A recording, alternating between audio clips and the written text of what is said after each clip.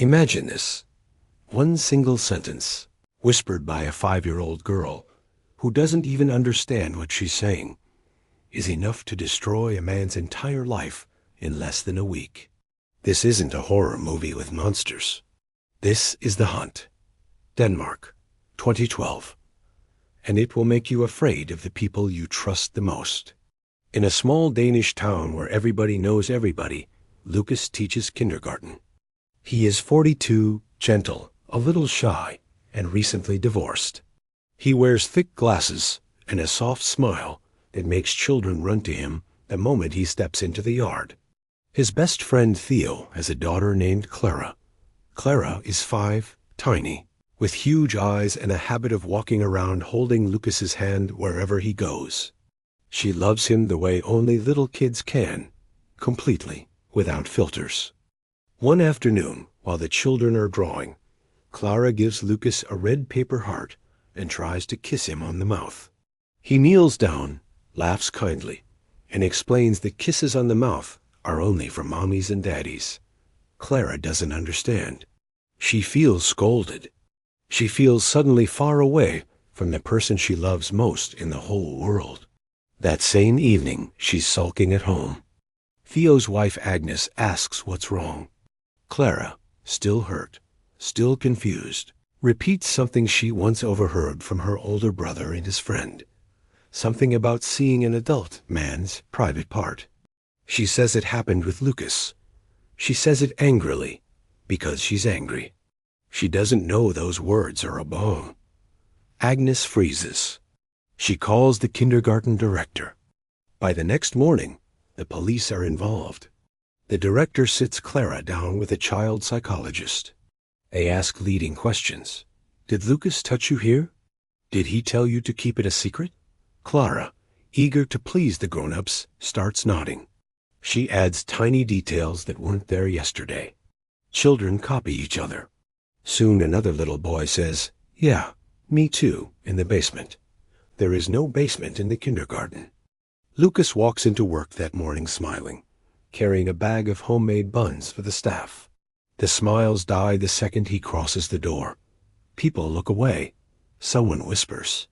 The director calls him into the office and says, her voice trembling with certainty, "Lucas, the children have said some things. Terrible things." He laughs at first. Surely this is a mistake. Then he sees their faces. They believe it. They already believe it. Within hours, he is suspended. The police take him in for questioning. He sits in a gray room, repeating over and over, "I have never touched a child. Never." They ask him why a little girl would lie. He has no answer. Word spreads through the town like wildfire in dry grass. The supermarket refuses to serve him. Someone throws a rock through his window at night. His son Marcus, 16 years old and fierce with love for his dad, comes to live with him because his mother can't handle the stairs anymore. They wake up one morning to find their dog Fanny dead in the garden. Theo, his best friend of 30 years, stops answering the phone. When they finally meet face to face in the supermarket, Theo looks at Lucas like he's a stranger and says, his voice cracking, "If you have anything to say to me, say it now. Look me in the eye and tell me you didn't do it." Lucas does. Theo walks away, crying. The worst moment comes on Christmas Eve. Lucas hasn't been allowed to see the children at kindergarten, but he misses them. He walks to the church for midnight mass, something he's done every year since he was a boy. The entire town is there. He sits in the back pew. When people notice him, the whispering starts. One man stands up and shouts, "How dare you show your face here?" Others join in. They drag him out into the snow, punching and kicking while the church bells ring. His face is bloody, one eye swollen shut. He stumbles home alone through the dark, cold streets. Weeks turn into months. The police investigation falls apart. There are no marks on any child, no evidence, no basement. Clara herself starts saying, "I think I just said something stupid," but nobody wants to hear that now. The accusation has become truth. People need someone to hate. One evening, Lucas goes to the supermarket again. He has to eat. The butcher, a man he's known since childhood, follows him outside and attacks him in the parking lot. Marcus sees it happen. For the first time, the son fights back, screaming, "He's innocent! You're all insane." That night, father and son sit at the kitchen table, bruised and shaking. Marcus asks, "Dad, did you ever?" Lucas looks at him, tears running down his split lip. "Never, not once," Marcus nods. They hold each other like two people drowning. A year passes. The town slowly, awkwardly pretends nothing happened. People start nodding hello again. Theo shows up at Lucas's door one night, drunk, sobbing. He says Clara still has nightmares. He says he doesn't know what to believe anymore. He asks if they can ever be friends again. Lucas says nothing. He closes the door. The final scene is a year later still. It's hunting season. All the men of the town, Lucas now included, are out in the forest for the traditional hunt. They've let him come back.